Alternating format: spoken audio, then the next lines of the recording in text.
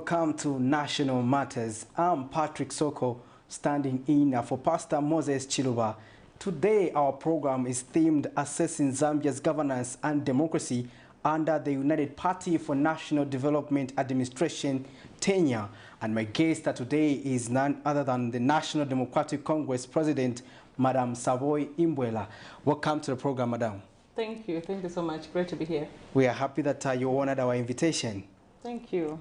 Our dear viewers, later on the program, you'll be joining us to give us your perspective, and you can also do so by following us on our Facebook page and YouTube channel to leave us a message or ask the questions to our guest today. Now, to just get started with the program, Madam SABOI, we'll just go straight, first of all, to understand about the National Democratic Congress.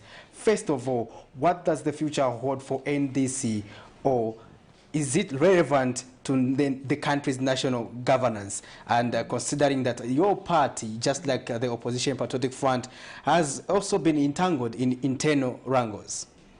Well, the future for the NDC is very, very bright, you know, and especially that we are in a kind of democratic dispensation that is very, very worrisome. So you do need a lot of divergent voices, you know, a lot of political parties that are able to stand the current hostility of the current UPND government. So with that, I can say that the future of the NDC is definitely bright, and we are there to give the kinds of checks and balances that the country needs and deserves.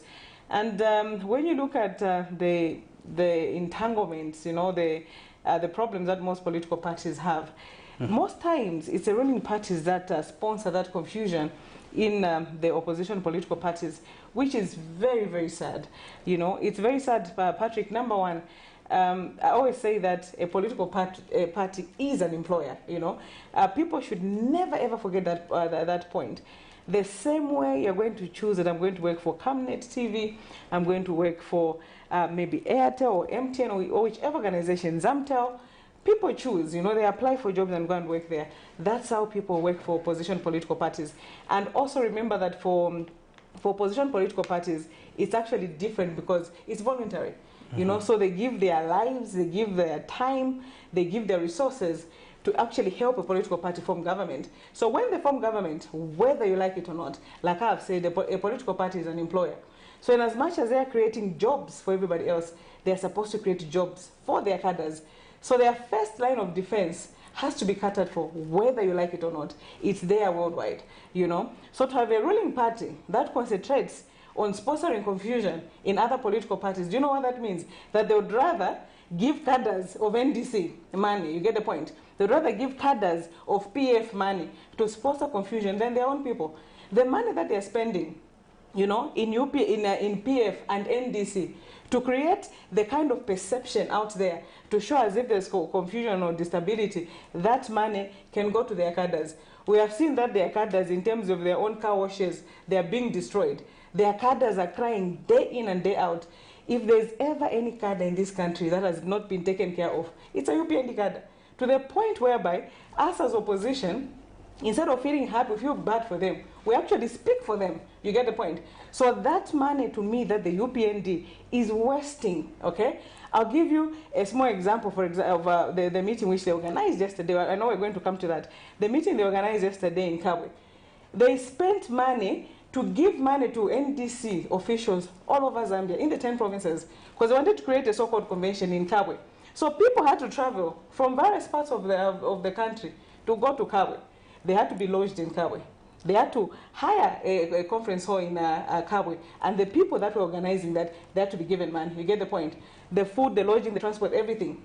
What is happening to the UPND cadre in Kabwe itself or wherever, they are not being given money. So to me, really, it's all about perception, and very sad, because the UPND is supposed to look after its own people, they look after the NDC and PF cadres and officials who they want to use for their confusion. Why do you feel that the government is interfering with the the NDC and the PF? Does this also mean that as opposition political parties, your structures are not strong enough, even your party constitutions are not strong enough to withstand external forces? Or is it a direct failure by individual political parties to do the right thing, and that's giving room for whatever you may be referring to? Certainly not. You know, politics, a game of numbers, number one, as I say, and sometimes also a game of chances. You get the point. Politics attracts all manner of people, you know. It's not like your jobs, Mr. Patrick, where for you to sit on that chair, you need a certain level of qualification. You get the point. You need to have gone to school maybe for journalism, this and that. You have to know how to present. You have to know how to ask questions, all those things. But for politics, you find that people come into politics without any form of qualification. So sometimes it's the biggest bootlickers that make the most money in politics. That's the sad part about it. It's the biggest bootlickers that find their way to get certain things. So sometimes not even about so much of qualifications or experience or whatever. It's how somebody is able to leak, or sometimes we say swallowing a boot, because leaking is never enough. Some people just swallow the whole boot. You get the point. So those people find that they're able to morph into any situation. Today they are like here, the other side they are like there, to just get what they want, you know. So it's not about what they have, but what it is that they can do for certain kinds of leadership, you know. So if you look at what is going on right now, and in fact even in the past, it's not so much that the opposition political parties are not able to keep their members or control the situation. It's just that the ruling party concentrates on these kinds of funny politics, you know. And I gave an example, I think just a few days ago, to say, if you look at this confusion that you see in opposition parties now, it started with MMD, you know. The only people that never did this were UNIP, because UNIP were a one-party state. So for them, at least they were deliberate, you know, and they were genuine, because they never wanted another party. So they made sure that they changed the constitution and they were the only party. But when we say, let's get back to multi-party democracy, what happened? The MMD sponsored confusion in the PF. There was a time Michael Chilufya was thrown out of his own party. There was a time he was being declared Tanzanian and almost not even standing for elections, you know. So MMD did that to the PF. When the PF got into power, they did it to other opposition political parties, including the NDC. When the UPND also got into power, they did it to other parties, including the NDC yet again. You get the point? So for them, it's always about looking at, okay, which opposition is strong right now? How do we sponsor confusion so that they appear to be weak, okay? Or sometimes even weaken them, you know, for real. So that, to me, is actually one of the reasons why Zambia is actually poor as a country. Because 59 years after independence, Patrick, we are supposed to be concentrating on the right kinds of politics. Because today, as opposition, we're supposed to be discussing the economy. You get the point? When we sit down with the UPND, the issues should be about developing our country. The issues should be about developing our politics. The issue should be about all these different kinds of things. But for them, they would rather, first of all, sponsor confusion, so that instead of you getting to the developmental discourse, you're busy with things that don't matter.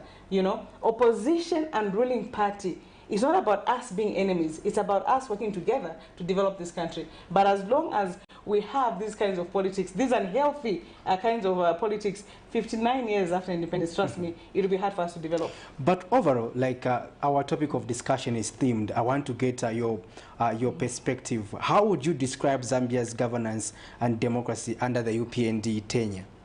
Well, it's a very, very sad state of affairs, really. And having been a member of the UPND myself, but I did not vote for them in 2021. I am very, very disappointed, you know, because I knew the UPND as a party which stood for certain things. Even individuals in the UPND, including President HH, that stood for certain things. So even if I was not a part of the UPND by the time they were forming government, I knew to say, okay, knowing President HH, he's so passionate about governance. He's so passionate about the economy. He's so passionate about agriculture. He's so passionate about education. I knew to say, even if I am not part of their team, they're going to score in this area and that area.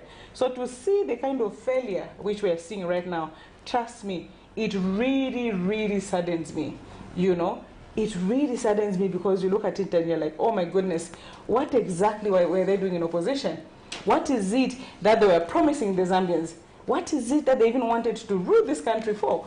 Because the reasons why we are all in politics is because we have a certain way that we want to see certain things happen in this country, you know. We have had an opportunity, a good number of us, maybe to go to a few countries here and there, and you see to say, okay, so this is how other countries are run, you know. When we get back to our countries, we can help our country in this and that way.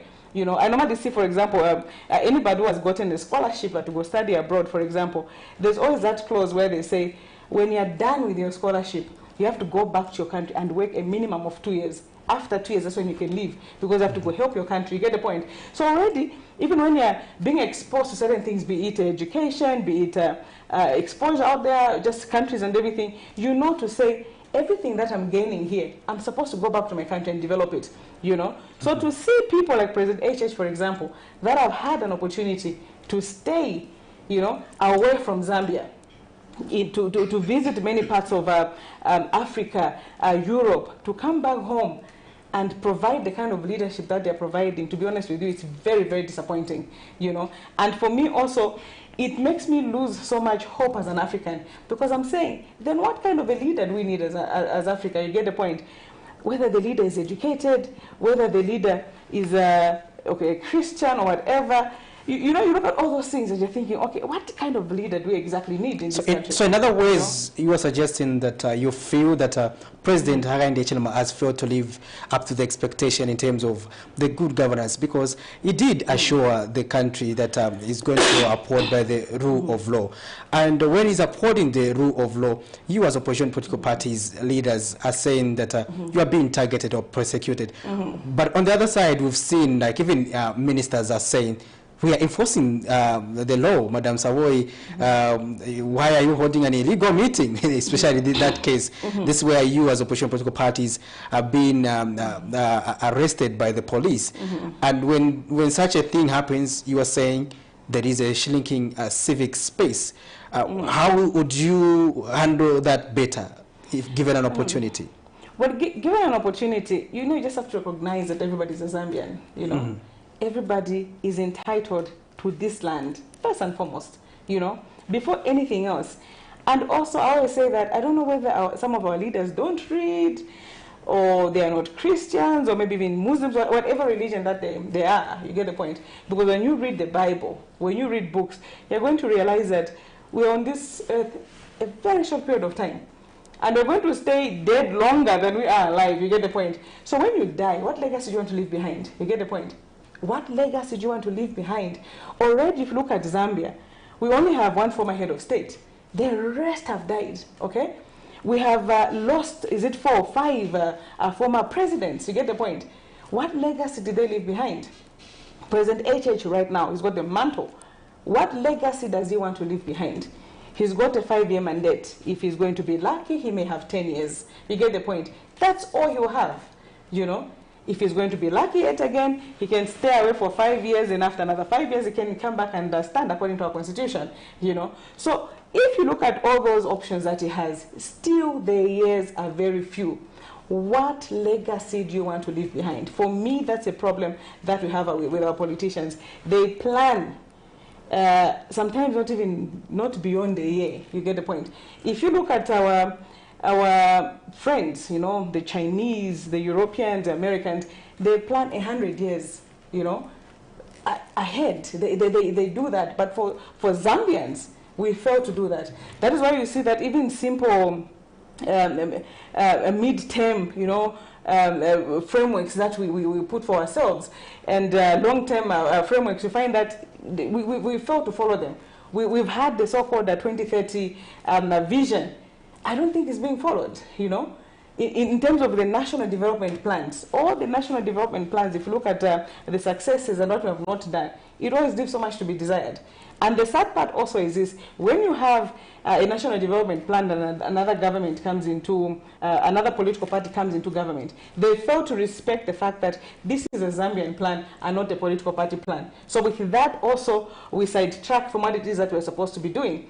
So to come back to the UPND, to me, I'm very, very disappointed with them, because the UPND have failed, number one, to unite Zambians, because we're supposed to have that national building agenda where you recognize that each and every person in this country is a Zambian first and foremost.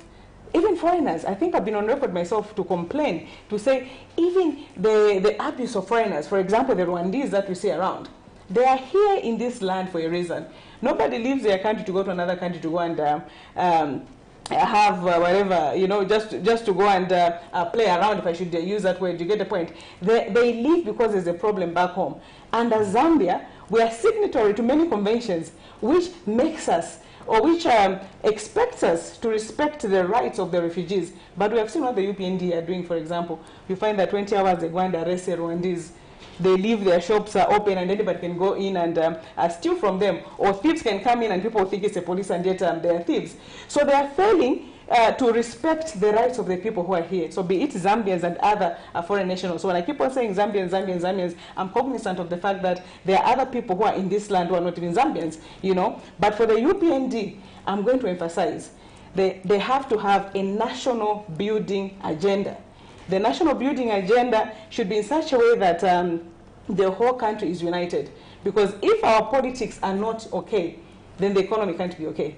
That is why even when you talk about the issues today to do with putting everything right in a country, you know, when we say politically, economically, you know, socially, you start with the politics. The politics have to be okay. Then the economy has to be okay. Then socially it has to be okay. You know, when you look at the role of a government, the role of a government, number one, is territorial integrity. Number two is, so even development comes as number two, you get the point. So the politics always come before development. Once you mess up the politics in the country, you cannot do the development. So right now in Zambia, the UPND has failed to bring the best brains together and say, you are the Zambians who you want to develop this country. Can you come in? Where are you from? You know, come here. And that should not only come from the politicians, you get the point. I remember the other time when we had a joint press conference as opposition political parties, we did suggest that the UPND needs to call for an economic endeavor.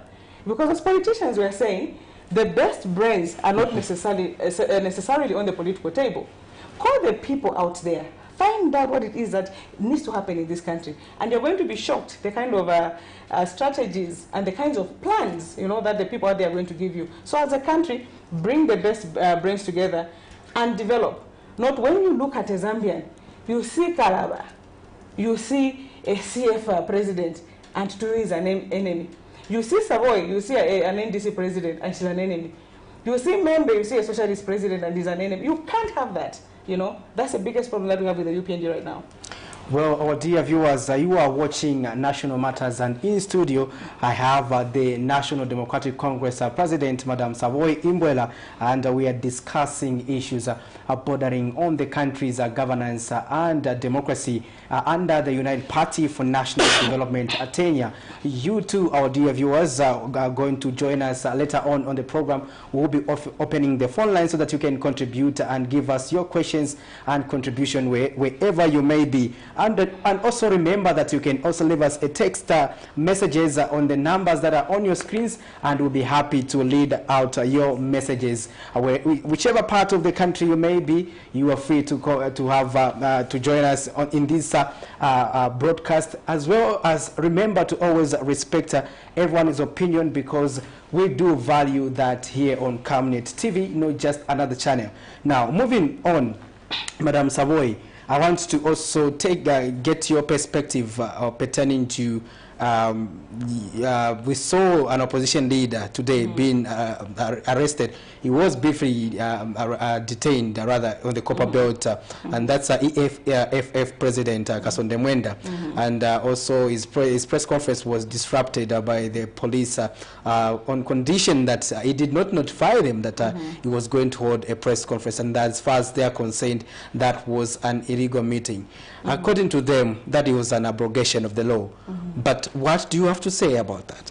I mean, it's the same thing I said, because they look at opposition as enemies, you know. So to them, the opposition should not be seen to talk to people out there, you know. And what kind of a country are we going to have where right now people can't assemble, they can't talk, they can't go for funerals, you know, everything people need to do to get a police permit. It's not okay. I saw the statement by the police spokesperson, Mr. Ray Hamonga, where he was saying they didn't get a permit. You don't need a police permit to get what is this, to have a press conference in this country.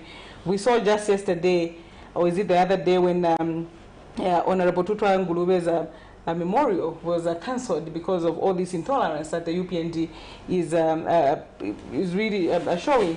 And then on the same day, or rather the following day on a Sunday, which was yesterday, we saw a heavy presence of the police at VK Lodge in Kawe because they were guarding people that were now having an illegal NDC meeting. You get the point? So where they have their interests, they'll be there as police in big numbers or large numbers to protect whatever it is that they want to see. And then where the opposition wanted to assemble or to talk to people or to now have a memorial, you find that they are stopping people from doing that. And yet again, there's a heavy presence of police to stop people from doing that. So for me, it's a very, very sad state of affairs. And I normally see UPND cadres, especially on social media, who like to say, President HH or the UPND brought democracy to this country. What democracy did they bring? If anything, if there's any political party that has ever killed democracy in this country, it's a UPND. Why do you say so? I say so because of the same examples. You get the point. What is this? A memorial was cancelled because they didn't want it. A presser today was cancelled. Okay. Apart from that, we have seen also in instances where the two examples, I think there's a time when Chirufitari was being arrested. The journalists went to cover that. So I think we saw Innocent Puri being arrested for that. The other time, it was actually EF leader himself, Kasonde Mwenda, and others who went to demonstrate. And they arrested about 22 people. You get the point. Yet again, when you saw amongst the people that were arrested that day, some of them were journalists. We have seen they've gone even on social media. I think Andy Luke is one of them. They went after him. There was another blogger that was arrested on social media. There was a caller in Kabwe, a call-in program. The PS was talking, who actually insulted that caller. Then the caller just expressed himself and talked about the high cost of living in the country right now. The person was arrested. You get the point. There was that old woman, the other time was talking about also the bad economy and everything. The old woman was arrested for over 10 days. You get the point. So you can't have a country like that where the police are being used. No wonder, for me, I always say we are turning into a police state. You can't have the police being used in the manner that they're being used right now. The police are supposed to be used for law and order, not them being the ones that are bringing the confusion and actually bringing this kind of lawlessness to this country. Zambia is not a banana republic. Zambia is not a failed state. Of course, the UPND, given enough time, they can reach us to those levels, because the first signs of a police state, or rather a failed state or a banana republic, are institutions of democracy being compromised. And that's exactly what the UPND has done. So if you look at the institutions of democracy like the police, the Registrar of Societies, the Electoral Commission of Zambia, even in the courts, in some instances, you're going to find that the kinds of things that the UPND have been doing with these institutions of governance are things which really should make us worry as a country. Because if you're going to continue on this path, trust me, a sustained abuse of these institutions of democracy can really lead to Zambia being a failed state, can really lead to Zambia being a banana republic. And we don't want that, because as Zambia, we've been one of the beacons of peace on this continent, in this region. Our peace has been a commodity, and it has been an engine to development. So with this peace, what should be the next stage? So what we've always had is a problem of development to say, okay, we have this piece, so the next step is this. So UPND should not destroy the biggest commodity that we have. Because once we destroy the peace, trust me, development is going to be very, very hard. People that have lived in countries that have gone to war will tell you this. Those who have hosted on this platform and other platforms we have here on Community TV from the ruling party are of the view that, to the contrary, things have improved for the better under the UPND. For example, to demonstrate good governance, they say President Hichilema has abolished the death penalty. They will also come and tell us to say, to recognize how tolerant President Hichilema has. Others failed, but he has also promised to put in place the access to information law. And he has also pledged to ensure that the public gatherings bill is also enacted into law, amongst other things. So for you as NDC, what do you have to say about that when these are some of the points we get from those from the ruling party, justifying that they are actually on course in ensuring that they promote good governance? You know, sometimes I wonder if there's a demon in the ruling party, or I don't know whether it's State House, I don't know where the demon is situated, where when people get into government, they really lose their minds and they can't really think straight and they can't really recognize the mistakes that they're making, you know. The same things that they were talking about in opposition, they form government and they develop amnesia. You know, the biggest critic to President HH, it's not all of us as opposition. Every time President HH or the UPND do something, just get a recording of President HH in opposition and play it. Okay? Just get what he said in opposition and play it, and you're going to be shocked, you know? On each and everything. He was very clear when he was in opposition what he wanted. And now they're in government and they're doing the total opposite, you know? So for me, when I see them talking like that, really I get shocked, and sometimes they don't even know what to say. Because it's just so shocking, really. You know, they just leave you speechless. And when you come out like this, we see those your critics suggesting that Madam SABOI is just being bitter. She's bitter against the UPND. What do you have to say about that? I'm not bitter against the UPND. Trust me, I'm not bitter against the UPND. The UPND has a lot of introspection to do, you know. The UPND has a lot of healing themselves to do. The UPND has a lot of development, you know. The UPND has a lot of love to give, because they are too bitter themselves, you know. And for me also, they are felt to look after their people, you know. I'm sorry, I'm going to put one person on the spot. I hope he's going to forgive me for this. And I'm saying this because I want President HH, for example, to remember such people. I met a man called Mr. Felix Ngoma of the UPND, one of the people that worked so hard for the UPND. You know, I just met him somewhere. We didn't even have time to talk and everything, but I just looked at him and I was like, okay, these are the people that were there, and these are the people you thought that once a UPND forms government, and these are the people that are going to do so much. If you remember, Mr. Felix Ngoma is one of those people that was arrested or rather not arrested, kidnapped. I think that was in East Africa or so. He must have been working for one of these UN agencies or so, and he was kidnapped there by that terrorist group and everything. And I remember the time that was being released, they demanded, is it $1 million? So there was that news that time. So there's a Zambian whose release is costing $1 million and stuff like that. And I think when he came back to Zambia at some point, he must have stood in Eastern Province, is it Kaumbe, that new constituency that was created. I think he stood at some point there and everything. Mr. Felix Ngoma is one of those people, to me, that if you look at the UPND and the people that they should look at and do certain things, he's one of them. So this bitterness that they want to spread across to people like us, I think it's neither here nor there. The UPND's bitterness, they should sort it out internally and look at the people that were really there for that political party. You get the point? And I've said he should forgive me, and I'm going to point at an example like that, because there are many examples that I would point at and say this and that person. What is happening to that person, okay? So for me, it's the bitterness internally, sometimes also, sorry to say, maybe the tribalism, the whatever, because if I look at people that have even been given positions in the UPND, and people like himself, trust me, I don't even get it. And I'm going to give another example. This one may even answer me and deny what I'm saying, but I'll put her on the spot as well. Ruth Dante, the current media director of the UPND. If there's a person that has worked in the UPND, it's that woman. I don't even understand why Ruth Dante, number one, is maybe not even, let's say, PS gender, or maybe if they're the Minister of Gender, she's a minister. I don't even understand why she's not in cabinet.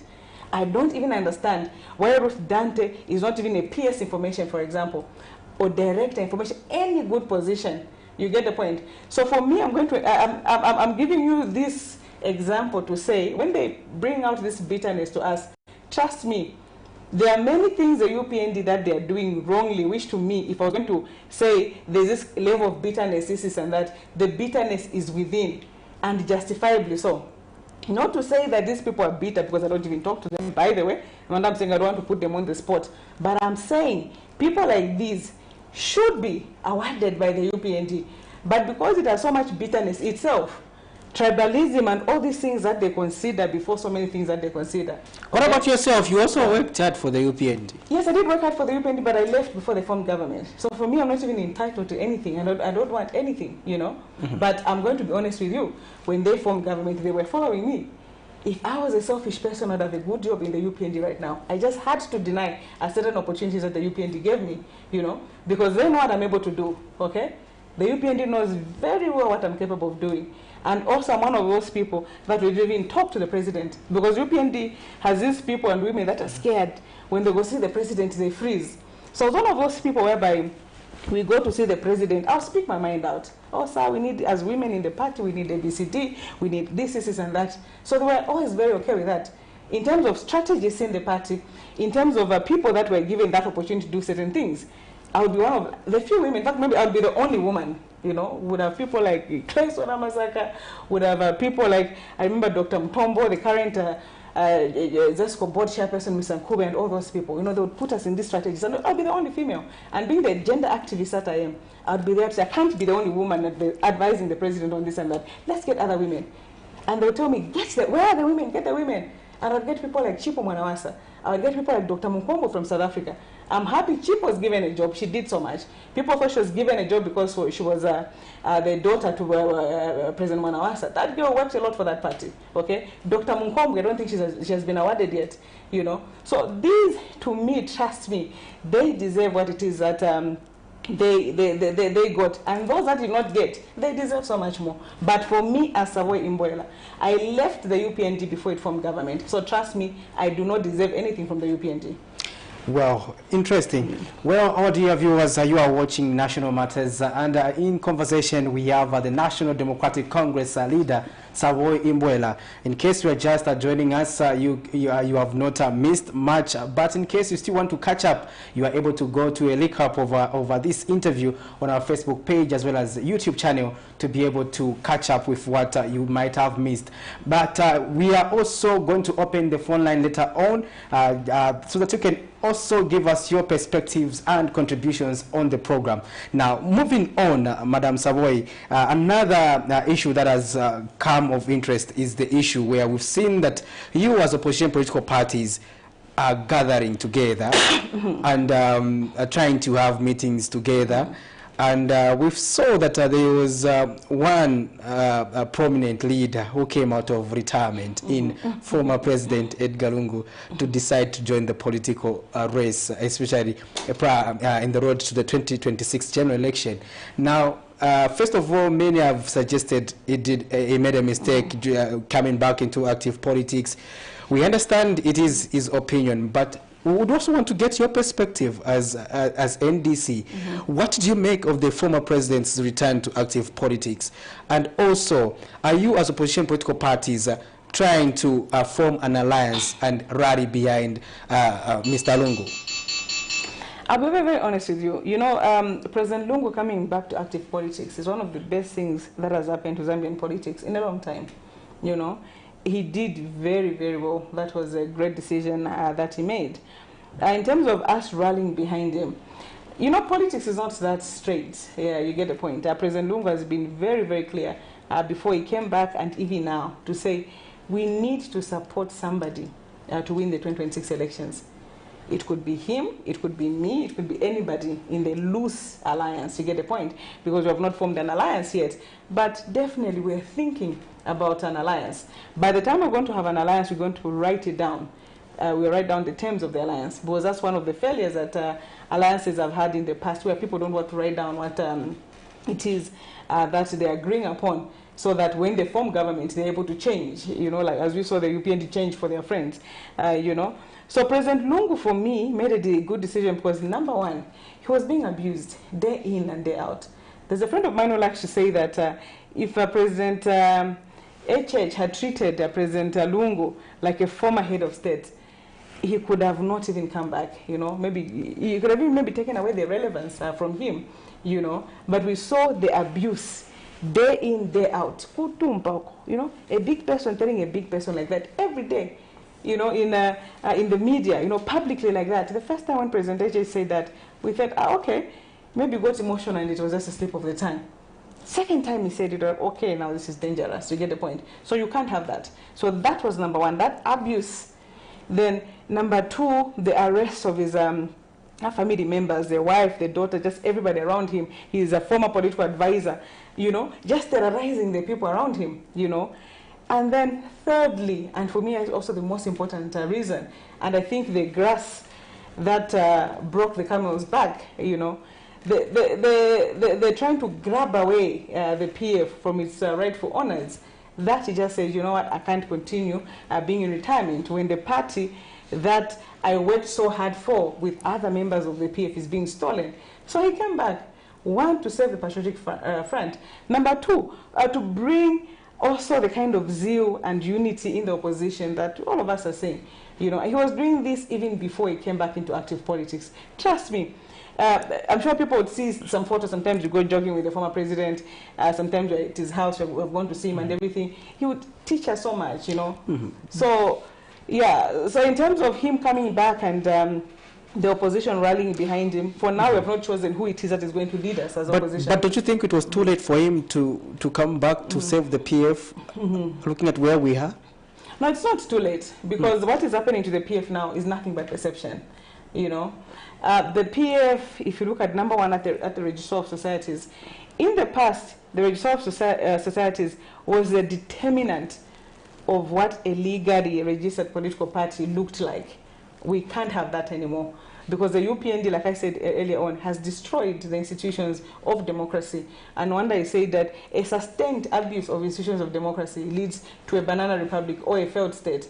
You know, because institutions that Register of Societies, they're supposed to go and get a file and check. So who's the legal owner of the PF, you know? And by the way, even with the hostile takeover of in fact, the purported hostile takeover of the PF, if we were to go to Register of Societies right now and say, bring me the PF file, you can still see that despite the fact that they're going to claim that now the office bearers are mouse and the team, it is still clear just from the file that they are not, okay? Because from the time the PF was registered, it shows you the list of office bearers and the central committee.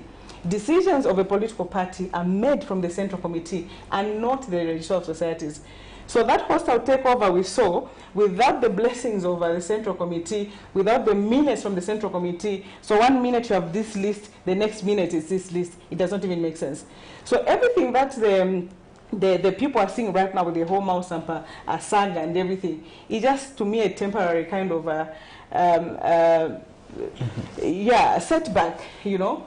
Very soon with the courts and everything, despite the UPND doing whatever it is that they're doing with the courts, trust me, when it comes to the law, and the way I know Zambians and the legal system in this country, there will just be that point whereby they will say, you know what, we can do this, but we can't go this far, and everything will come back to normal. But the same judiciary operates like a tortoise.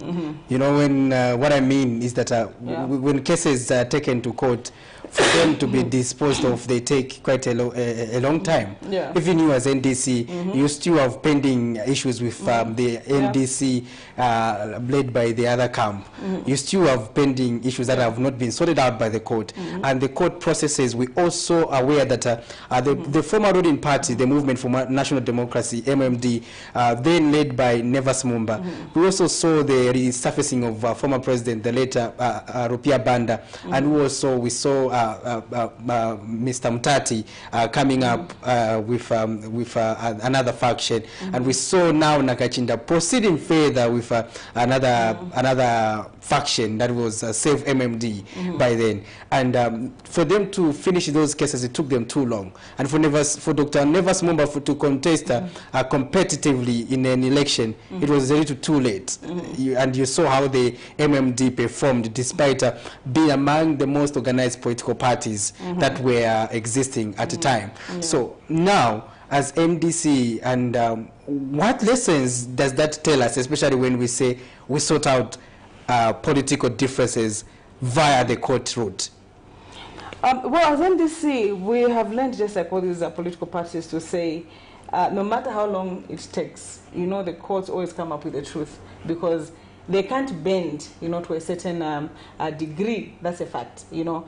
If you look at even the whole Mutati, Nevas Mumba debacle that time, I was one of the few people that would go on the media and clearly state that the rightful owners of the MMD are the MMD for Nevers Mumba, okay? One simple reason I was doing that, because I did social studies at school. You get the point? It's not rocket science.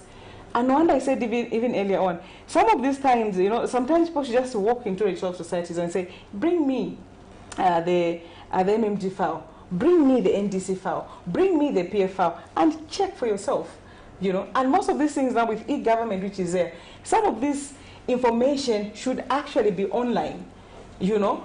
So it was as simple as that. You have a central committee. Remember earlier on I was mentioning to say a political party is run from the central committee. And that's what had even happened in the MMD situation, where you have central committee, before you know it, other people organizing a convention, before you know it, they take over, then they even change the registry of societies and everything, and that hostile takeover, the hostile takeover happened. And for me, like I've said, I never recognize that, and I would say it publicly to say the right for MMD belongs to this man. You get the point. When it comes to the NDC, same thing. For me also, as a person that even knows and understands the law, trust me, I can never be a rebel, because you belonging to a faction of a party is being a rebel, you know. So I can never be part of an illegal entity. If, for example, the kind of the NDC which I belong to was the illegal one, or the rebels, or the faction, I would have resigned, or maybe gone back to the UPND, or joined PF, or joined just another political party. You get the point? So for me, this thing of political parties undergoing all these things, like I said earlier on, 59 years after independence, it's really, really so sad. And you don't see it in other countries, by the way. You know, other countries have managed to find a good way of doing politics. I'll give you an example of Rwanda, right? People look at Kagame international and they look at him to say, oh, this is a dictator and everything and everything. Number one, Kagame has proportional representation in his country. Number two, people are so excited when they see the numbers, you know, in parliament, the numbers of women in parliament. Rwanda's got 64% of women representation in parliament. The best not just in Africa, but the whole world. So people move to Rwanda to go see what exactly is working in Rwanda. But one thing that will shock you when you get to Rwanda is the fact that apart from the gender equality, pillars that they've put for themselves, they have what they call power sharing pillars, okay? So if you look at the power sharing pillars that Rwanda has set for itself, they recognize the fact that the intelligence or the leadership or whatever it is should not come from the ruling party itself. All the political parties have to come on board, like what I said earlier on, to come and help out, govern the country. So right now, Rwanda has got 11 registered political parties, and all the 11 political parties are in parliament, running the country together with their president. So when they fail together. When they win together. Go to Rwanda right now, a country that had the genocide in 1994. Compare it to Zambia. You'll be very shocked. You're going to ask, oh, which country was at war and which one wasn't? Who will look as if we're the ones who were at war. Why? Because they're able to recognize the fact that we should work together with our friends. So the issue of power sharing, no wonder even before I mentioned to say, if you don't sort out the politics, you can't sort out the economy. So President HH has failed to sort out the politics in this country. No wonder the economy, and is failing to really do something. Before we move out of politics, my last question on politics would be a subject of you as opposition political parties. If I recall, yourself, Madam SABOI, President Kalaba, President Membe, and other opposition political party leaders, at some point we were agreeable that the PF was a bad government. At some point you agreed that they undermined the country's democracy. And so now, the question that many Zambians may be asking is that, what has changed suddenly for you to feel the PF is a darling that you can go into an alliance with? And that what new things are you going to learn from the PF? Because probably people know Madam SABOI's politics and they say, we may endorse her and say she's able to take over the leadership. Now, when you go back to the PF, don't you think also is that is also raising concerns to say Are your alliance partners repentant? Have they changed? Or what have you engaged as opposition political parties? What common grounds do you share for you to even have a loose alliance? Because the general perception, which has been admitted by various leaders, including those from the PF, is that the country, there was a lot of bad governance. Let's say, for example, the handling of cadres. As a key issue, the handling of the corruption fight, Madam SABOI. So now, many people will be wondering to say, okay, what has changed suddenly? It's not that anything has changed suddenly, right? An alliance is like a relationship, you know, human relations. We don't get into relationships with people because they're perfect. You know, we get into relationships with people because they have something to offer, and we have something to offer to them. So when we put those things together, we're able to work out something, okay? So we don't make alliances with perfect political parties. NDC has got its own failures. Any other party has got its own failures, okay? A human being will have their own failures. There'll be people who will even tell you, for me, in terms of a woman, I want a woman who's like this, like that, like that, like that. But when you go into the real world, you know, and especially for women like us that grew up reading News and Boon, did you? I don't know what these girls read these days. Growing up, News and Boon, you say. News and Boon, they were perfect guys in News and Boon. So you get into the real world and then you discover, okay. So in terms of height, the guy can be like this, can be like that. In terms of how handsome he is, he can be like this. You get the point. You get to reality. In terms of income, you know, you work with the reality. So a political party, political alliances are like that. We don't come together because we are perfect political parties. We come together because we have something to give to the country. And no wonder I said if we're going to come into an alliance with the other political parties, we're going to write down the terms of the alliances. And we're going to have a joint manifesto, okay? Because I'm sure you have seen that in terms of ideologies, there are different political parties with different ideologies there. Already, just a quick check on the loose alliance of the political parties that normally do joint presses together. There are democratic parties there, there are socialist parties there, there are liberal democratic parties there, like the NDC. So if I, a liberal democrat, am going to make an alliance with a socialist or a pure democrat, what exactly do we have in common? What are the gives and takes? You know, what are the deal breakers? You get the point. I saw the other time there was this propaganda when somebody said, there's been, what is this?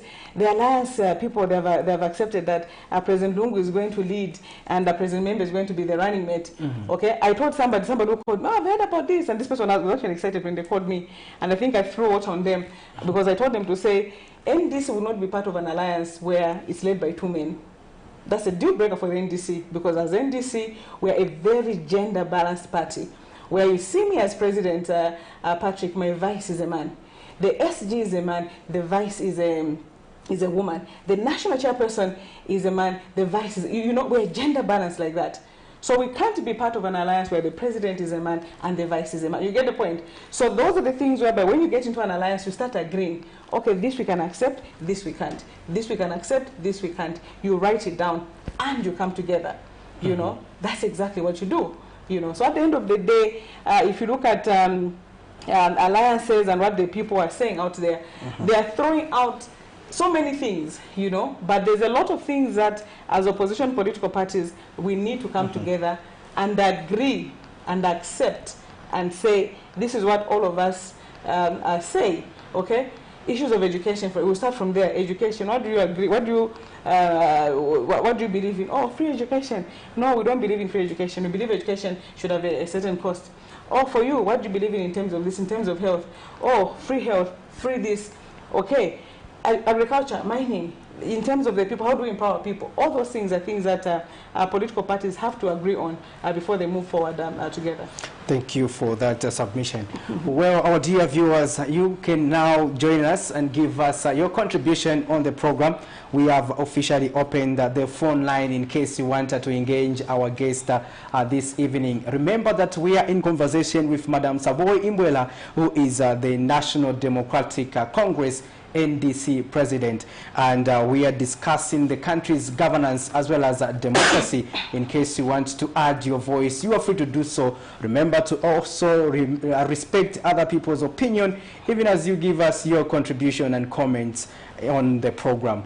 And to just move on also now to other topical issues, I want to bring it to your attention to the sector of mining. We start with mining, Madam IMBOELA. You are aware that we have a tragedy as a country where we saw that a suspected over 30 miners lost their lives in Senseri mine, that's in Chingola. I don't know what the party's stance regarding that is, but before that, let me pick this call.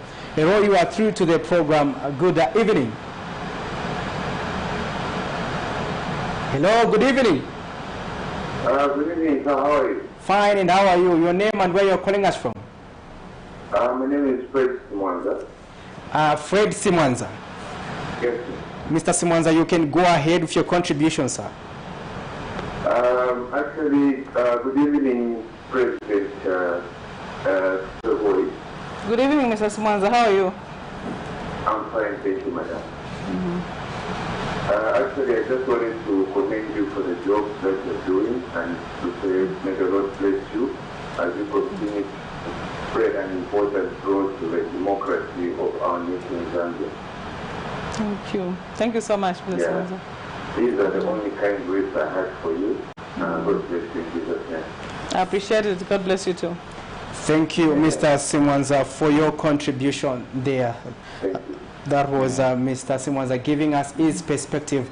You too are free to give us your opinion on the cabinet and national matters this evening, and we'll be glad to hear from you this evening. And moving on, I was asking a question pertaining to the mine accident, and I wanted to get the stance of your political party pertaining to that. We are aware that the government has been supporting rescue efforts, and we've seen that about 12 bodies have been recovered, and we saw the president also attending the burial that's today, and we saw one survivor who we are glad that we even managed to have a survivor. Your take on this issue? Well, first and foremost, it's such a tragedy, you know, a horrible, horrible tragedy. We should have had a rally in Kitwe just the other week, and when the tragedy happened, we cancelled because of the grief that is on the Copper Belt as an entire entity. You know, and some opposition political parties actually, we traveled, they traveled. We should have traveled together, but we said, okay, those that can, I can go right now. I think President Kateka, President Jackson Silavu and others did travel, and they were there. There were TV radio stations there. They went to see the families, went to see the only survivor there. You know, so they represented us very, very well. And I can say that it's something which has hit all of us, you know, badly, you know, and very, very sad. And for me also, if you look at the video, I was just sharing a video of President HH in the opposition when he was talking about that kind of a situation where he promised to say when he forms government, he's going to ensure that the small-scale miners are taken care of. You know, we can't have a situation whereby our own people, for them to get benefits from the mines, they have to be illegal miners and all those things. I think the government needs to do something, you know, have these lasting solutions whereby people are able to benefit from the minerals on the Copper Belt. We have seen that just in the past 2 years, I think within 6 months, the Black Mountain disappeared, something which was there under the pier for many, many years. So people risking their lives like that, it's because of hunger, you know, economic situations. It may not even be hunger per se, but paying bills. People need to work, you know. So what can the government do to ensure that even when the young people, the old men go to work or try to find a living through the mines, they're able to do so safely, you know? So it's a huge tragedy, and something which, to be honest with you, I would not want to politicize, because it's a lot of grief. You know, a lot of people have been affected. I sent my condolences messages to the MP, you know, of Chingomlenga, and trust me, I know just how this has devastated him, you know. So that, and also the president, despite the fact that he has certain responsibilities also, this is not small on him as well. So for me, we grieve not only with the families, but also the MP and the president, because this is a national disaster, you know. But moving away from here, I think the president does have that responsibility to ensure that a problem like that one is rectified by ensuring that certain things are put in place so that our young men and just older men out there don't risk their lives like that again. Hello, you are through to National Matters. Good evening. Good evening, Mr. Mkandawire from the Copper Belt. Good evening, Mr. Mkandawire. How are you? Thank you, Madam Sabor. Okay. Madam Sabor, with regard to the steps, one of your people there was standing on subject is that you are continuing committing more of the pleasant respect for the country. Thank you. Mr. Mkandawire, I don't think I really get Peter's perspective. Well, you too can give us that call. We wanted to hear from you on National Matters. You did tackle that issue pertaining to the mine. But however, now, coming to the substantive issue pertaining to the mining sector, we were briefed by the Bank of Zambia that, for example, we are not getting as much dollars as we should from the mining sector. This is also on account that we understand that the UPND also revised the mining tax regime. Part of the taxes have been changed. And so now, for them, the government policy is that once it is a stable mining tax regime that will enable investors to invest more resources in the economy and in the long run benefit the economy. Hence, that decision was taken. But for others, they are of the view that that was a revenue that the government was already getting, and it was not a good idea to take out that money, because as a result of that action, the government is losing about 3 billion United States dollars. Now, what is your take pertaining to that? Well, for me, the UPND government is, of course, a total failure, you know, and it's so disappointing and very shocking, because we're being led by an economist, you know.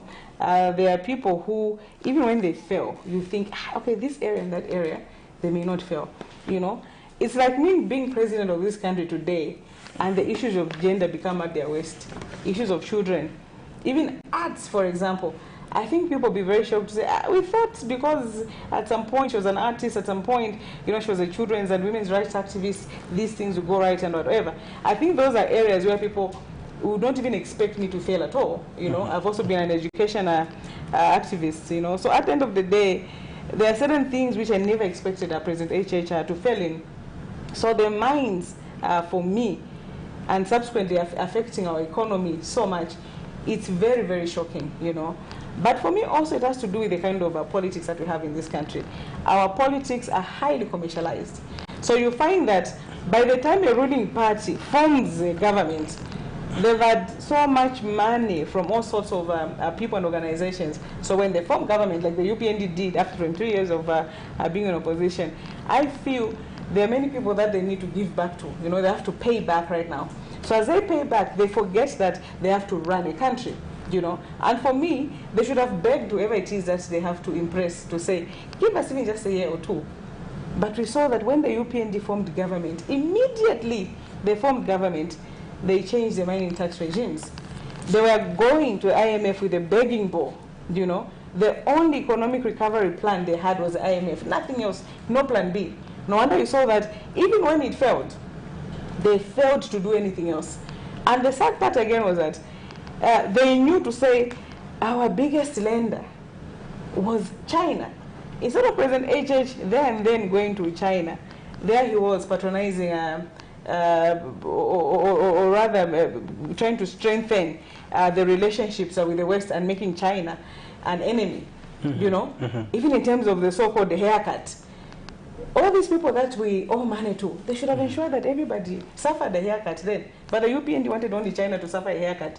And then in the end, China was like, you know what, if all of us are going to suffer a so-called haircut, or what in simpler terms, if we're going to give Zambia a certain amount of money, or if we're going to forgo a certain amount of money because of their debt, their huge debt, other countries should also do the same. But they did that without respecting the fact that this is our biggest lender. So for me, the UPND failed us in a huge, huge manner, because the economic recovery plan was not well thought of. The issues to do with the mines, because trust me, if today we just had a good policy to do with the mines, a lot of things will change. Look at this country, and it's such a sad example, but a real example. Look at these countries that have had these coup d'etats in the past 1 year or so, and how well they're doing economically. You know, if you look at Guinea, what is it, Niger, I think the other one is Togo, then I remember clearly also Burkina Faso. There's something which I actually shared on my Facebook page, because they did a documentary. One of them should be the fastest growing country in the world, right? Is it in Africa right now? The other one I think is number 4, because in terms of their uranium, there they were, I think they were selling, was it $12, is it pay, whatever. When France was making about $200 per, is it gram, whatever it is. So when they took away France from the equation, instead of getting that $12, they were getting the $200, all of it, you know. So those are the kinds of things that we need to start doing in Zambia right now. We can't even determine our own prices on the London Metal Exchange. Our copper is determined by foreigners. We can't even determine all those things. So that needs to stop.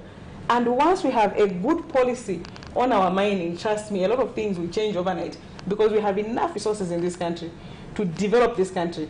You know, the copper we have, the gold, the diamonds, everything, the sugilites. We are too rich to be the way we are right now. Let me pick this call. Hello, you are true to National Matters. Good evening. Good evening. Yes, may we have your name and where you are calling us from? This is the Captain Ernest from Ernest? You said Ernest? I'm calling from Ndola.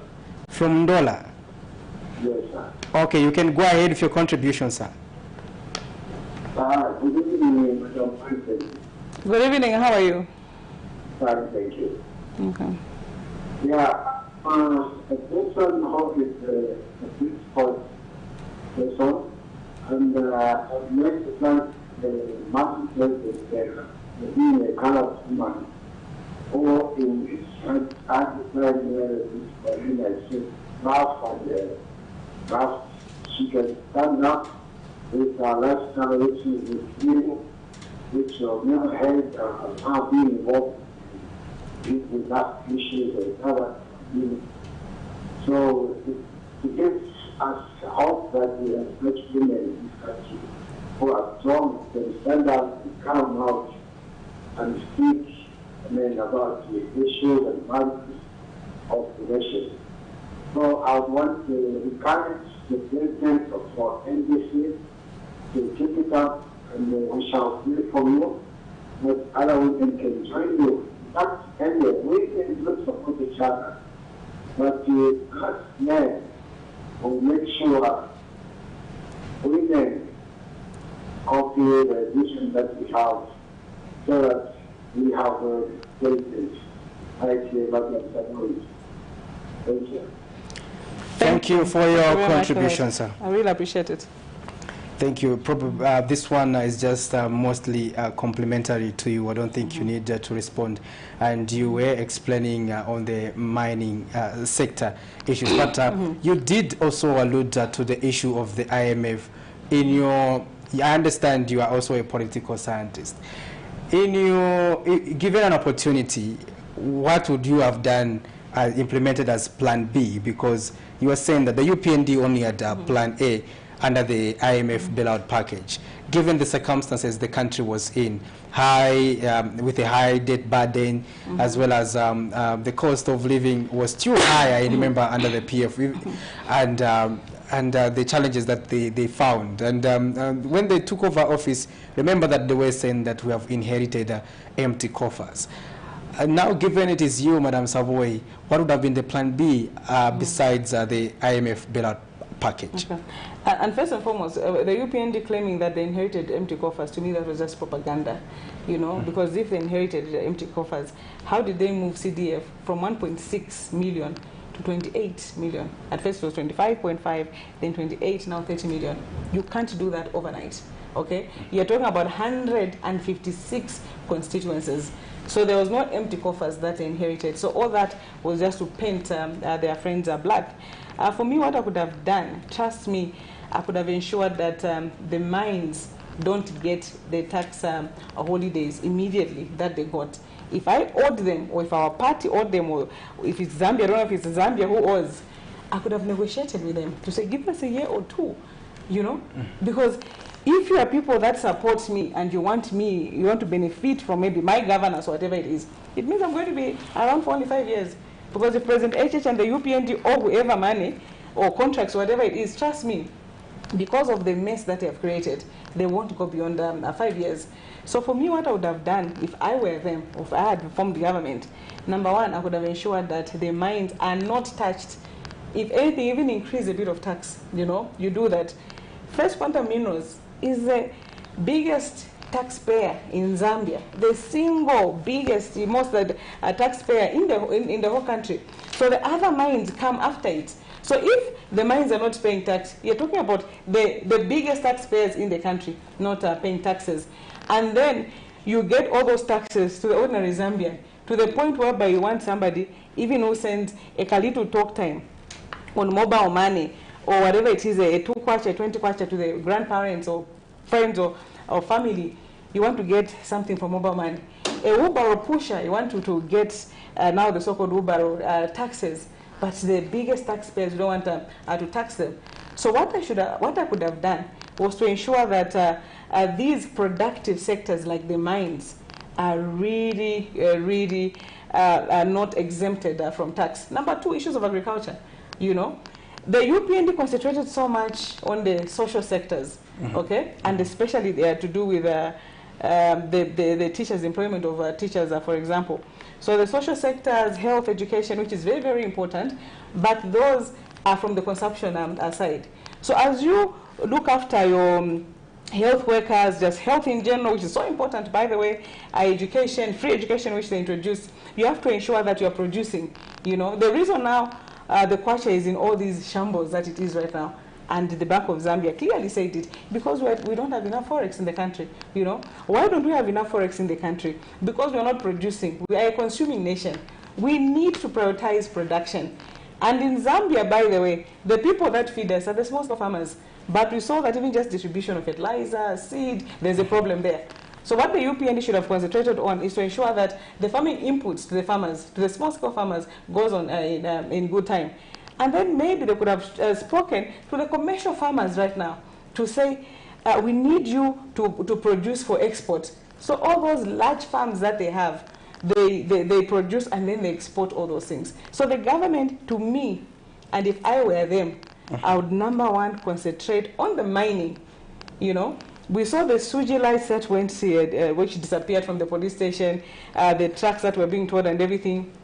We saw the kinds of money which was involved. We saw even just a recent gold scam, the kinds of money that was involved, you know. So we have enough minerals in this country, but it's ending up in people's pockets, you know. And then the other thing, agriculture, like I've said, let us concentrate on agriculture. We'll be coming to agriculture. Let's pick up this call. Good evening. You are through to National Matters. Good evening. Good evening. Your name and where you're calling us from? I'm calling from Luansha, and my name is Dr. Mukandawire. Luansha, Dr. Mukandawire. You can go ahead with your contribution, sir. Thank you. Good evening, Madam IMBOELA. Good evening, Dr. Mukandawire. How are you? Thank you so much that you are articulating your issues nicely. God richly bless you. Thank you so much. Yeah, only I just want to comment maybe on two issues. Number one, okay, on mining. You know, in the 60s and 70s, Zambia was considered to be one of the richest countries in the world. And why? Because of mining. And mining of only one item, copper. But right now, we are one of the poorest countries in the world. And yet we have sugilite, we have gold, we have copper, we have manganese, we have all these minerals, including uranium. I wonder why we can be so poor Because our nation is so rich that even the poor would be getting allowances from government. I wonder why the minerals are not being sold to this CCMIH. Because the people that are buying these minerals are simply exploiting our people. Because the money, the little money they are getting, is not really helping them. It's only, if only it is putting them in the harm's way. So I wonder why we can't be so organized in our minds so that we even reap what we need to reap and make our country go forward. Now, the other thing is that these minerals that we have, especially uranium, I don't even hear about how much we are making from uranium. And yet there is uranium in Northwestern. Of course, I know it's the Americans that are in charge of that one. But what are we getting from there? Now, the other thing that I wanted to talk about is the agriculture. Agriculture can employ so many people, and again, this area, this is another area we really need to be organized so that we move forward. Because looking at the policies that we have, sometimes disadvantaging us. I think we really need to encourage farming to be part of the base in terms of production. I'm sure this country can feed even our neighboring countries, can supply more. For instance, we can get a lot of effort. But I think we need to put in a lot of effort. Because even this days, to still here, the authority,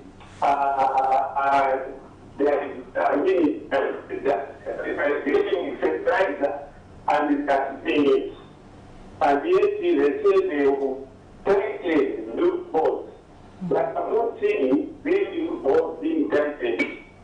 So please, maybe your comment also on this one that I'm saying. Thank you. Thank you very much, Dr. Mukandawire from Luansha Foyoko. And you too, our dear viewers, can get in touch with us and give us a call in case you want to interact with our guest. Our guest for today, remember, it is Madam SABOI IMBOELA, who is the NDC president. And we've discussed quite a number of issues. But you can still go back to our Facebook page and be able to play this broadcast in case you want to catch up with some of the perspectives that she has shared with us pertaining to the sectors we started with. And now, Madam IMBOELA, Dr. Mukandawire is bringing you to the issue of agriculture, and that was my next subject. But before you also respond to this, I also want to give you a background so that you respond based on also what is existing.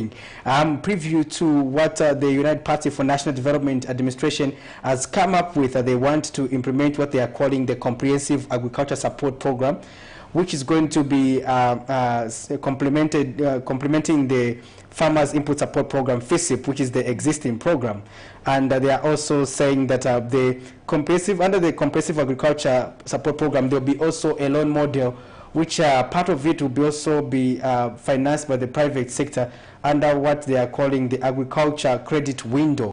And we saw President Hichilema recently engaging the executives of the banking sector to see how they can finance this to enhance production for the local market as well as for the export market. Your take on this agriculture sector as well as what Dr. Mukandawire did suggest? First of all, I'm in total agreement with what Dr. Mukandawire said. And for me also, just an inclusion is that of agriculture extension officers, because the UPND, I think I mentioned earlier on to say they are only concentrating on employing teachers and nurses. But if they are also to employ agriculture extension officers, trust me, a lot of things are going to change. You know, they really have to prioritize agriculture. It's as simple as that, because the returns are immediate. We saw that just this year, the agriculture minister came out and said, I think he had received, was that $11 million or so from Congo, and they're supposed to take maize or something like that there. He mentioned that Kenya, Tanzania, all those countries wanted maize from us. And like what Doctor has said, Zambia really can be the food basket of this region. We do have enough land, we do have enough water, we do have enough manpower to do that. And for me also, with an inclusion of employing agriculture extension officers, I think that will go a long way. So we can't really overemphasize at that point. You know, the government just has to come in and do that, because if they don't do that, we won't make the kind of money that we need. And I've been saying that agriculture is a new gold. You know, before we would only concentrate on minerals and everything, but with the diversification that we always sing about, agriculture is one of those areas whereby if we diversify into agriculture, we can make so much money, you know. And if you look at even just the planting of maize, it's just about 3-4 months the maize is ready. And we have this ready market, which is there wanting our maize, wanting our mealie meal, you know. So if we just concentrate on that, what is so difficult about doing that? You know, sometimes I sit down and I think, and I'm like, what really is going on? You know, what is happening to presentation? So, you know, Madam IMBOELA, there's also something that should give you a headache. And that's what, according to those in government, are suggesting. That come 2026, you may be speechless because of the implementation of the Constituency Development Fund, CDF, regarding how they might have transformed this economy. So those we have hosted on our programs say CDF is a game changer, and come 2026 would have done a lot of things that they will just be pointing, like the previous administration would say, Sontapo. So now the opposition would have nothing to say. Though you say this, they say we have already done it. You know what? One thing that shocks me about the UPND is how they just never stop talking, and how, you know, they're so fearless when it comes to lies, you know, and they lie with a straight face. Where is all that going to come from? You know, I think, do people realize now that the UPND has already given us their third budget? When they presented the 2024 budget this year, it was the third UPND budget for this country. And if we look at that budget, I think about 144 billion is set for them to borrow locally. And if you look at what they have done locally, you know, they have increased, you know, or this is a statutory ratio from, is it 11.4% to 14? I don't know if there's been another increment. Yeah, should be 17, going to 17. Yes, and within a short period of time.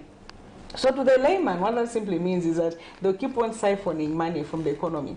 So this thing that people have been complaining about, to say, there's no money in the economy, where has money gone to? You know, sometimes you'll be buying tomatoes on the streets or in the markets, whatever, and the women will just ask you a simple question, Mami, ndarama zaenda kote? You know, they ask that question, ndarama zaenda kote? And that was a time when the statutory ratio was at 11%. And now it has gone all the way to 17%. So meaning come 2024, more money is going to be siphoned away from the economy. So meaning that, what is this? The money that the people have been complaining that is not there is going to be worse. Then the borrowing. They want to borrow so much from the local economy, and yet they are the same people that want to invest in productive sectors.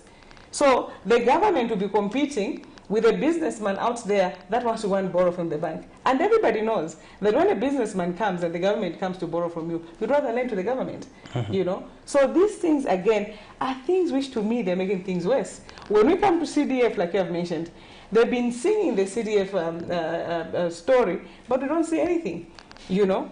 Last year, was it this year rather, when they increased the amount, the only money which came out according to the MPs was only 6 million, and they keep on increasing. I think we saw it even in the pastoral letter of the Catholic priests, where they said, why do we keep on increasing if money is not coming out? That money is not coming out. And I think I've mentioned myself in the media to say, I have personally helped out UPND members to write bankable proposals, and they've been shortlisted. They were even told, go open bank accounts at Indobank. And they went and they opened bank accounts with Indobank. That money has still not come out.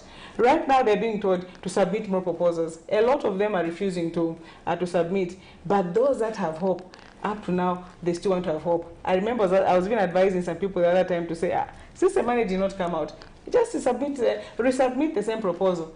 You know, why should you start writing another proposal when the proposal that you wrote at first was bankable, just the money that did not come out? You get the point. So at the end of the day, this CDF song that the UPND is singing, it's only them that they're singing the chorus. For us, we're just singing Chirea. From the time that they started singing the song up to now, there's nothing that we're singing. There's no chorus, there's no bridge in the song, there are no harmonies, it's pure Chirea. So for me, the UPND, I would like to advise them, they should stop singing this Chirea, which is now affecting us as citizens of this country. They should stop singing Chirea, which is not going anywhere. The worst cue that you are not seeing the one by 2 classroom blocks being commissioned.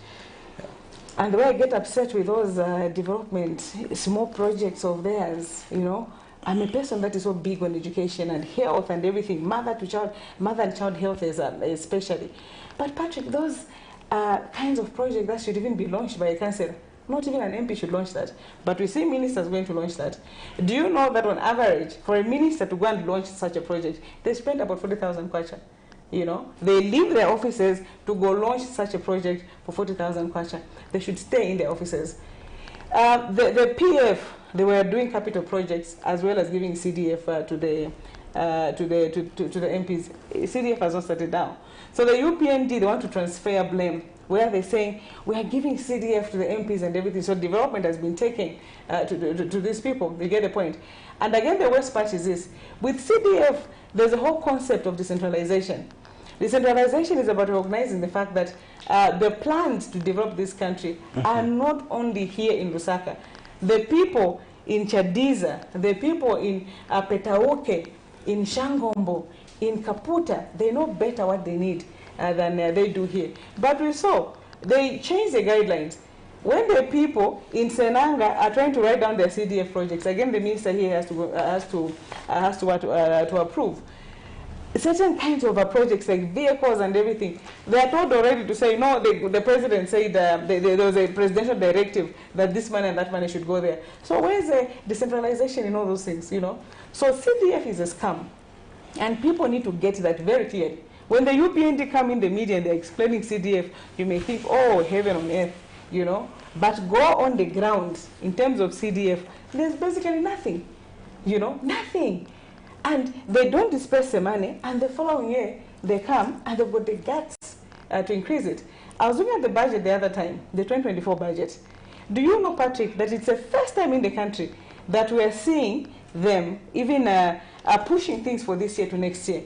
Because what has been happening in the past, from MMD, PF, what would happen? I can't remember, UNIP, I was very young. But in these other past regimes, what would happen if the government budgeted for certain things and they failed to happen? At the very least, they would come out and they say, you know what, to budget for this, we have not really managed, and they'll have a fresh budget for the next year. But for UPND, the budget for 2024 has even increased from 2023. Why? Because they are moving things from 2023 and taking them to 2024, you know? For me, they're just being crooked. You get the point? So you look at the budget and think, oh, the budget has even expanded. But it's things that they failed to do in 2023, and they are taking to 2024. And I was telling somebody the other time to say, look at the budget, especially that small booklet of a budget that they have produced. I think it's Parliament that produced that. All the budget lines, I think there's there are letters where they put O/W. Each and every budget line where there's O/W, know that that budget line, they're saying they don't have that money for this year. The budget has to be pushed to next year. You get the point? And those lines, budget lines with O/W, there are quite many, you know. So the UPND are not being sincere. This is a government that wants to run this government using propaganda. And you can't run a government using propaganda. The numbers won't leave you. I think Arabi was a person that was very known for saying, my number, whatever it is you do, the numbers will come after you. And that's exactly what is happening to the UPND right now. No wonder, with all their propaganda, we have seen that the dollar, as of today, is at 24.5 kwacha, the highest that it has ever been since independence, because you cannot run a country using propaganda. The fundamentals of the economy are going to come after you, and that's exactly what is happening right now. We are going to check if we have some messages right now before we wind up our program, and in case we have those messages, moderator, you are able to give them to us so that we can see if at all our viewers have sent in some messages that we may need to look at this evening. And while we are also looking at the issue of messages, I would also want to also look at the issue of the critical issue of we've seen that genuinely people were abused in the previous administration, and they felt the justice, they were not fairly treated. They were incarcerated wrongly, and most of them have taken the matters to court, we've seen. But however, we saw, especially last month, most cases came out in terms of compensation, and this also raised a lot of concern pertaining to some certain quarters of society. I don't know what the NDC's position is pertaining to this. Well, for the issue of compensation, first and foremost, it's good when somebody has been unfairly treated by the state to be compensated, because the state cannot use its might, to abuse the rights of the citizens. But what we have seen in the UPND is a clear abuse of the court process. They are not allowing these cases to see, or rather to undergo the due process of the law. They are entering into consent judgments, and they're giving them huge amounts of money that we have never seen before. The people that were with President HH in prison, for example, they've been given 6.4 million kwacha each, unprecedented, and they spent 120 days in prison. The same government put Honorable Mumbipiri 429 and a quarter days in prison. So if those ones were entitled to 6.4 million, how much money is Honorable Mumbipiri entitled? Because 120, if you look at 427, roughly maybe that's like 3-4 times more, okay? So that's 6.4, we are looking at maybe 20-something million that Honorable Mumbipiri is entitled to, Dr. Chris Zumanizimba just recently, we all knew Zambia doesn't even have terrorism, for heaven's sake. We know what this country is capable of doing. We don't have terrorists here. Somebody who had the government job before you know it, give him terrorism charges. Clearly, to just punish people, and also for me to dismantle people that were around President Lungu, like I said earlier on. There he was in a prison for all these months. He's entitled to compensation. But we saw the UPND spokesperson, Honorable Cornelius Mwita, 2 days ago saying government is not Father Christmas to be giving out compensations anyhow, telling that to Dr. Chris Zumanizimba, and yet they're busy giving their people like that. So for me, they are clearly abusing, first of all, the court process, and also it's a new form of corruption and a plunder of our national resources by the UPND government. For me, I would like to urge the people that are getting this money to use it nicely and invest it, because they may end up taking it back, or rather being told to repay it because of the manner in which everything has happened. So they need to be careful. For me also, I think the people that normally get the government into this problem should not be left aside. Because if you look at all these people that are being given compensations, there was an officer, a public officer who did not do their job right because they got these instructions from government. I think it was the Nuremberg trials which showed that a public officer, despite being given instructions from their superiors or whatever in line of duty, was still liable, to the problems that they caused. You get the point, while it's in the line of duty. So meaning that the officers who are told by politicians to say, go and arrest Sean Tembo, when you clearly know that Sean Tembo has not done anything, you go to his house and you start mambo popota, mambo bobota, mambo gogota, mambo chachan, padoya Sean Tembo, he's got children in the house. You force away IMBOELA, my children are sleeping in the house, you're busy at the gate. Those people should be held liable, so that as we compensate people, part of that money maybe should come from their pension or whatever it is. So in short, Patrick, what I'm trying to say is this. The same UPND government that is busy giving huge amounts of compensations to its people is busy abusing the law and doing worse things to the opposition right now. There's never been a time in this country where all the opposition, almost all of them that are talking and doing whatever it is that they're doing, are in court right now. Almost everyone is in court. Is it now that all of a sudden we don't know what the laws of the country are?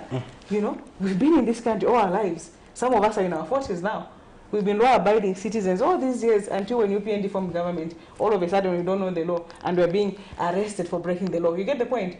So the UPND is clearly abusing the law.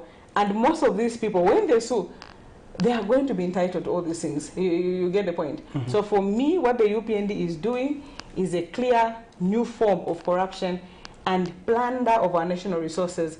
And for me, the people that are doing all these things, trust me, when power changes hands, a good number of them are going to be liable for this abuse. And like I've said, let them invest that money properly, so that if it happens that they have to return the money, at least the state, then they'll be able to give back and remain with whatever it is that they would have made as profit from the money that they're getting right now. I understand that you also shared my wonder, because this is a wonder that I've always been asking, especially you as politicians, to say, Madam IMBOELA, when you are in opposition, you seem to speak the mind of the people. You seem to, you claim to represent the people.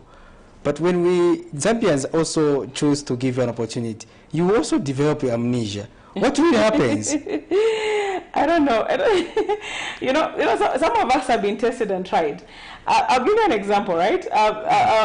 Today I'm in the mood of putting people on the spot. Look for a band called, you know the band called Bishop in Zambia? Yes. Yeah, the Bishop band, you know, Sir Jones Kabanga, Mr. Ian Yerend and them. They used to say when we became, first of all, they saw us when we came into the time when we were singing, when we came into the music industry, before we made a name, then we made it big, and at some point we were like the biggest artists in the country. They used to say one thing, to say, Chantel are the only artists that have not changed. We have seen a lot of people where they come in, they don't have a name. When they make a name, they clearly change. But they would say, Chantel has not changed. You get the point? So I'm coming from somewhere where I have a track record. Where people will tell you to say, this person with money, without money, like this, like that, she's the same. Okay? When it comes to power and governance, I'm a person that I have had considerable amounts of power in my own way and my own right. You get the point? And for me, I don't get excited with certain things. And also, I'm one of those people who is in politics for the right reasons. In Zambia, we do have a lot of people getting into politics for the wrong reasons. Such as? Money, for example. Do you know that for me, even if today they say that being maybe, let's say, a parliamentarian or a president, maybe your salary will be 10,000 kwacha, I would still want the job. You get the point? There are people today, you take away the money from politics, they won't want it. To me, I believe politics is a service, you know. So you give what it is that you have to give. And that is why, even when the UPND, for example, approached me in 2006 to say, we want you to come and stand as an MP in Senanga, I refused at the time and said, I am not ready. I want to go to school. I educate myself. When I'm ready, I'll come back. And I did just that. When I finished my school, I got back into the UPND. When it was time for me to move, when I saw that the party was not making sense to me anymore, I did not go to the party in power. I went to NDC. By then, when I was joining NDC, it was only 4 months old. And I told myself, I want to join a party which I'm going to see grow and help grow. You get the point? So for me, I've never really been excited with things. To me, it's about helping a political party. Even UPND itself, when I joined it, it was the third largest party in the country. It was not number one, it was not number two. You get the point? So for me, when it comes to politics, it's not about being in power.